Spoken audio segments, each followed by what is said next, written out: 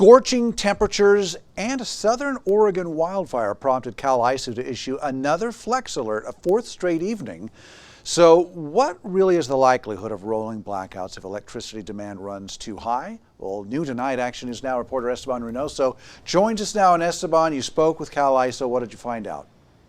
Well, talking with Cal ISO, they told me power lines are strained, and this is directly from their website. That shows the flow of demand for power throughout the entire state. And right there, the hours between about 2 o'clock to 9 o'clock, those are when we are using the most amount of energy. But power providers I spoke to, PG&E and Reading Electricity, they tell me they're ready to do their part if necessary. We operate our generation plant at full capacity when called upon to do so. Doesn't relieve us from having issues, of course. You know, if there are resource issues, right now we have procured an adequate amount of resources for our community. And PG&E says they're helping relieve some of the strain the state has felt from the Bootleg Fire that has threatened power lines leading to California. Has PG&E been called to help in any way?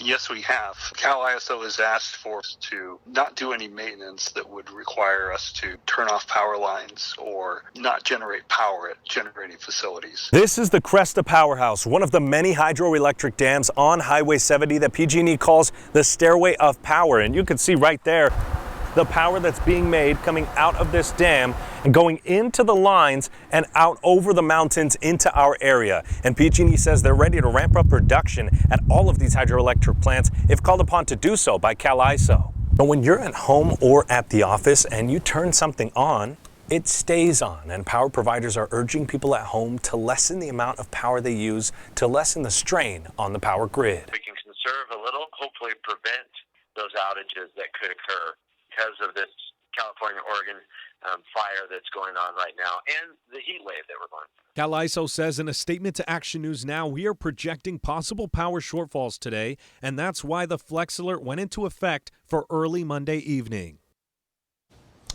All right, so Esteban, we've been talking about this. Remind us, though, of some of the ways that the power providers are asking people to reduce the power usage. Yeah, they say to keep your AC at 78 degrees or higher, and they recommend using a washer dryer before the 4 o'clock and after the 9 o'clock gap. Back to you, Alan. All right, thank you, Esteban. Now, Cal ISO's website shows, by the way, that the peak demand was just under 39,000 megawatts today. That was around 6 p.m.